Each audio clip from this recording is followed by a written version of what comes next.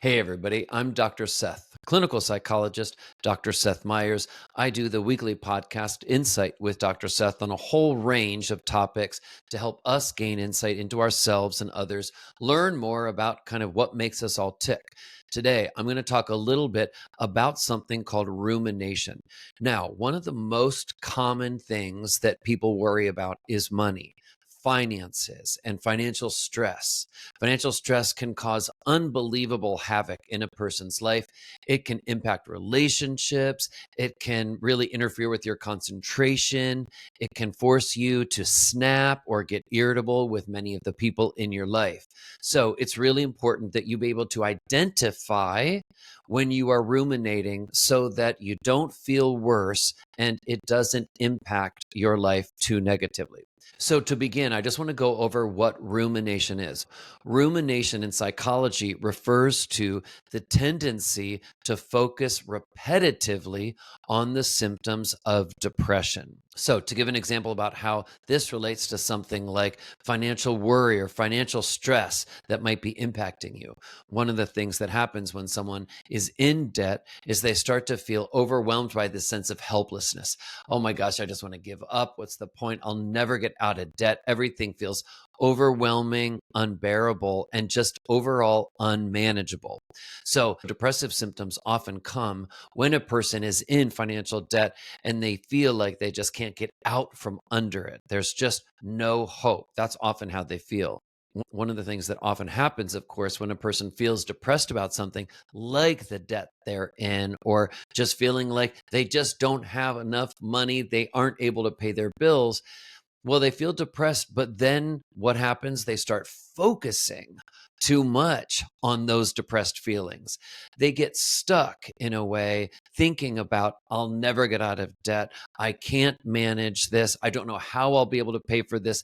They get stuck. Those thoughts just keep circling like water in a centrifuge. They can't get out from under those thoughts. The cycle just continues and continues. That's rumination. It is the tendency to keep focus on those repetitive depressive thoughts. Now, I want to share a little bit of information about some research that shows that actually rumination doesn't have to last forever. Actually, you can do things specifically so that you ruminate less on something like financial stress, worry, or debt that you may be in. So there's some great research from years ago, actually, from Janae Morrow and Susan Nolan Hoeksema. So what they did is they took depressed subjects and they had them do two different things. For 8 minutes, they had depressed subjects focus on their specific feelings and their specific circumstances. And then in the other group, they took those depressed subjects and they had them do something different, focus on geographic locations and objects. So, something completely different that took them out of the mindset, whatever they were thinking about before, because they actually had to focus and pay attention to something different, geographic locations and objects. Well, guess what? I bet you're smart enough to figure out what the study showed, that those subjects who actually did something different, who focused on something else and distracted themselves, felt significantly less depressed after, while those individuals who just ruminated and ruminated more on the specific feelings and situations that they were already in, they felt significantly more depressed. So, what we can take from this research is if you are feeling depressed about something going on in your life, and for example, that something may be just overwhelming financial demands, financial stress that you feel like you just can't get out of, the fear that you will never get out of it, and you get stuck ruminating on those thoughts, distract yourself with another activity. Catch yourself. Now that you have been reminded in this video of the word rumination and what it means, that repetitive focus on the depressive feelings, that sense of helplessness, that actually will just make depressed feelings worse, that the worry will not go away.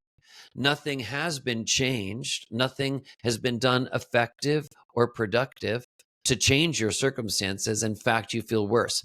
Do the opposite. Do something to distract yourself.